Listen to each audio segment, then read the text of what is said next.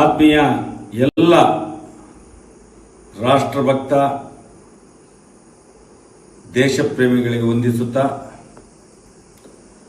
ನಿನ್ನೆ ನಡೆದಂಥ ಜಮ್ಮು ಕಾಶ್ಮೀರದ ಪಹಲ್ಗಾಮ್ನಲ್ಲಿ ನಡೆದಂತಹ ಭಯೋತ್ಪಾದಕರ ಪೈಶಾಚಿಕ ಭಯೋತ್ಪಾದನೆಯನ್ನು ಖಂಡಿಸಿ ಪ್ರಥಮತವಾಗಿ ಆ ಒಂದು ದಾಳಿಯಲ್ಲಿ ಮಡಿದವರ ಆತ್ಮಕ್ಕೆ ಶಾಂತಿಯನ್ನು ಕೋರಿ ಆ ಮನೆಯವರಿಗೆ ಆ ನೋವನ್ನು ಭರಿಸುವಂಥ ಶಕ್ತಿ ಪರಮಾತ್ಮ ನೀಡಲಿ ಅಂತ ಹೇಳಿ ನಾನು ಪ್ರಥಮತವಾಗಿ ಪರಮಾತ್ಮನ ಹತ್ರ ಕಳಕಳಿಯಲ್ಲಿ ವಿನಂತಿ ಪ್ರಾರ್ಥನೆಯನ್ನು ಕೂಡ ಮಾಡ್ತೇನೆ. ಈ ನೋವು ಇವತ್ತು ನಿನ್ನೆಯದ್ದಲ್ಲ. ಸ್ವಾತಂತ್ರ್ಯ ಸಿಕ್ಕಿದ ನಂತರದ ದಿನಗಳಲ್ಲಿ ಇಲ್ಲಿ ತನಕ ಆ ಜಮ್ಮು ಕಾಶ್ಮೀರದಲ್ಲಿ ನಡೆಯುವಂತಹ ಪೈಶಾಚಿಕ ಕೃತ್ಯಗಳಿಗೆ ನಮ್ಮ ಸರ್ಕಾರಗಳಿಗೆ ಇಷ್ಟರ ತನಕ ಕಡಿವಾಣ ಹಾಕ್ಲಿಕ್ಕೆ ಆಗಲಿಲ್ಲ. ಎಲ್ಲರೂ ಹೇಳ್ತಾರೆ ನಾವು ನಿಲ್ಲಿಸ್ತೇವೆ, ಅದು ನಿಲ್ಲಿಸ್ತೇವೆ, ಇದು ನಿಲ್ಲಿಸ್ತೇವೆ ಅಂತ ಹೇಳಿ. 1947 ಆಗಸ್ಟ್ 14 ಮಧ್ಯರಾತ್ರಿ ಈ ದೇಶವನ್ನು ತುಂಡು ಮಾಡಿ ಪಾಕಿಸ್ತಾನ ಅನ್ನುವಂತ ಪಾಪಿ ಭಯೋತ್ಪಾದಕ ರಾಷ್ಟ್ರವನ್ನು ಹುಟ್ಟುಹಾಕಿದಂತ ರಾಜಕೀಯ ವ್ಯಕ್ತಿಗಳಿಗೆ ಪ್ರಥಮತವಾಗಿ ನಾನು ಧಿಕ್ಕಾರವನ್ನು ಹಾಕ್ತೇನೆ. ಯಾವಾಗ ಈ ಭಾರತ ದೇಶವನ್ನು 1947 ಆಗಸ್ಟ್ ಮಧ್ಯರಾತ್ರಿ 14ನೇ ತಾರೀಕಿಗೆ ಈ ದೇಶ ವಿಂಗಡಣೆ ಆಗ್ತದೆ, 15ನೇ ತಾರೀಕು ಈ ದೇಶ ಸ್ವಾತಂತ್ರ್ಯವನ್ನು ಪಡೀತದೆ. ಆಗ ಇದೇ ಪಾಕಿಸ್ತಾನ 14ರ ಮಧ್ಯರಾತ್ರಿಯೊಳಗೆ ಭಾರತದೊಳಗೆ ಇತ್ತು. 14ರ ಮಧ್ಯರಾತ್ರಿಯೇ ಈ ದೇಶ ತುಂಡಾಗಿ ಪಾಪಿ ಪಾಕಿಸ್ತಾನ ಹುಟ್ಟುಕೊಳ್ತದೆ. ಆ ಪಾಪಿ ಪಾಕಿಸ್ತಾನದಿಂದ ಹುಟ್ಟಿದಂತ ಭಯೋತ್ಪಾದಕರು ಅಂದಿನಿಂದ ಇಂದಿನವರೆಗೆ ನಿರಂತರವಾಗಿ ಹಿಂದೂಗಳ ಮಾರಣ ಹೋಮವನ್ನು ನಡೆಸ್ತಾ ಇದ್ದಾರೆ. ಎಲ್ಲ ರಾಜಕೀಯ ಪಕ್ಷದ ನಾಯಕರುಗಳು ಇದಕ್ಕೆ ಸಾಕ್ಷಿಯಾಗಿದ್ದಾರೆ.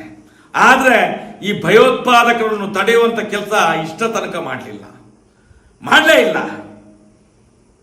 ಏನು ಒಂದು ಕಾಶ್ಮೀರದ ಪಹಲ್ಗಾಮ್ನಲ್ಲಿ ಹೋದಂತ ಒಂದು ಯಾತ್ರಿಕರ ಮೇಲೆ ಗುಂಡಿನ ಸುರಿಮಳೆಗೈದು ಅವನನ್ನು ವಿವಸ್ತ್ರಗೊಳಿಸಿ ಅಂಗವನ್ನು ಚೆಕ್ ಮಾಡಿ ನೀನು ಮುಸಲ್ಮಾನನೋ ನೀನು ಹಿಂದೋ ಅಂತ ಹೇಳುವಂತ ರೀತಿಯಲ್ಲಿ ಯಾವಾಗ ಮುಂಜಿ ಆಗ್ಲಿಲ್ಲ ಅವನನ್ನು ಅಲ್ಲೇ ಗುಂಡು ಇಟ್ಟು ಸಾಯಿಸಿ, ಎಂತ ಒಂದು ಪ್ರತಿಕ್ರಿಯೆ! ಇದಕ್ಕೆ ಪ್ರತಿಕ್ರಿಯೆ ಇಲ್ವಾ? ಈ ಸರ್ಕಾರಗಳು ಸತ್ತಿದ್ದಾವ?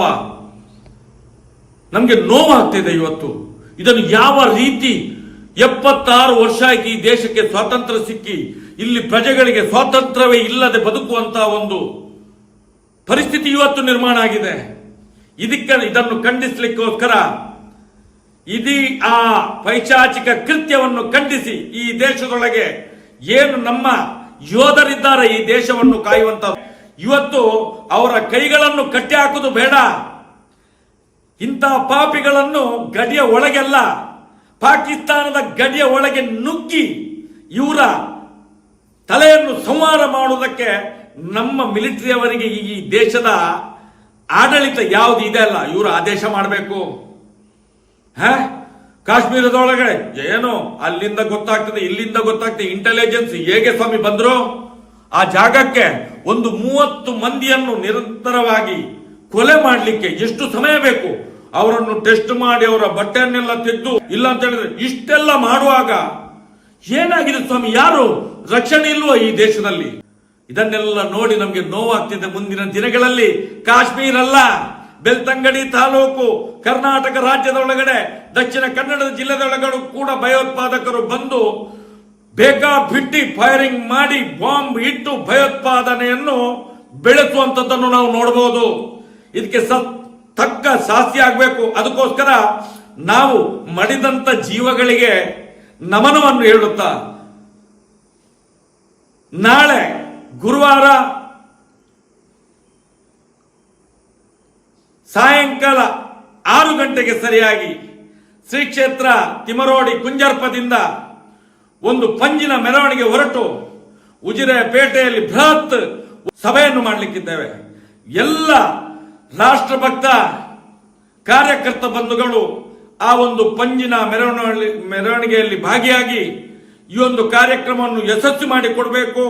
ಸರ್ಕಾರಕ್ಕೆ ಒತ್ತಡವನ್ನು ಮಾಡುವ ಮುಖಾಂತರ ನಾವು ಈ ದೇಶದಲ್ಲಿ ಇಂತಹ ಪೈಶಾಚಿಕ ಕೃತ್ಯಗಳು ನಡಿಬಾರದು ಅನ್ನುವಂಥ ದೃಷ್ಟಿಯಲ್ಲಿ ನಾವು ಬೃಹತ್ ಪ್ರತಿಭಟನಾ ಸಭೆ ಮಾಡಲಿಕ್ಕಿದ್ದೇವೆ. ಎಲ್ಲರೂ ಹೆಚ್ಚಿನ ಸಂಖ್ಯೆಯಲ್ಲಿ ಬಂದು ಈ ಕಾರ್ಯಕ್ರಮವನ್ನು ಯಶಸ್ವಿ ಮಾಡಿಕೊಡಬೇಕು ಅಂತ ಹೇಳಿ ತಮ್ಮಲ್ಲಿ ಕಳಕಳಿಯ ವಿನಂತಿಯನ್ನು ಮಾಡ್ತಾ ಇದ್ದೇನೆ.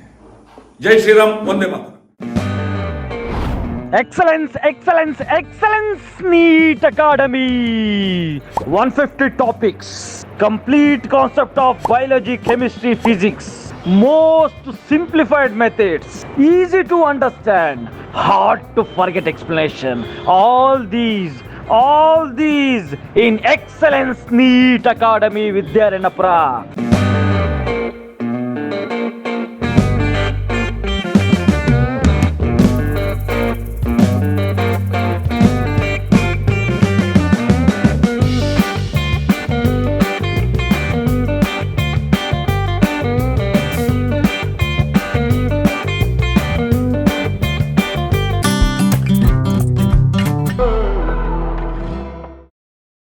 ಇಂತಹ ನೈಜ ಕುತೂಹಲ ಭರಿತ ಸುದ್ದಿಗಳು ನಿಮಗೆ ಸಿಗಬೇಕಂದ್ರೆ ರಾಜ್ಯದ ಪ್ರತಿಷ್ಠಿತ ಜನಪರ ಡಿಜಿಟಲ್ ಸುದ್ದಿ ಮಾಧ್ಯಮ ಪಬ್ಲಿಕ್ ಇಂಪ್ಯಾಕ್ಟ್ ಚಾನಲನ್ನು ಯೂಟ್ಯೂಬ್ನಲ್ಲಿ ಸಬ್ಸ್ಕ್ರೈಬ್ ಮಾಡ್ಕೊಳ್ಳಿ. ವಿಡಿಯೋ ಇಷ್ಟವಾದರೆ ಲೈಕ್ ಮಾಡಿ, ನಿಮ್ಮಿಷ್ಟದವರಿಗೆ ಶೇರ್ ಮಾಡಿ ನಮ್ಮನ್ನು ಪ್ರೋತ್ಸಾಹಿಸಿ. ಹಾಗೆಯೇ ಫೇಸ್ಬುಕ್ನಲ್ಲಿ ಪಬ್ಲಿಕ್ ಇಂಪ್ಯಾಕ್ಟ್ ಫಾಲೋ ಮಾಡೋದನ್ನು, ಇನ್ಸ್ಟಾದಲ್ಲಿ ಜೊತೆಯಾಗೋದನ್ನು ಮಿಸ್ ಮಾಡಬೇಡಿ.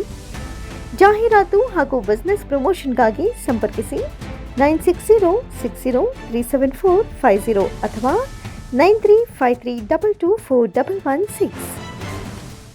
ಇದು ಪಬ್ಲಿಕ್ ಇಂಪ್ಯಾಕ್ಟ್, ಜನಶಕ್ತಿಯೇ ನಿರ್ಣಾಯಕ.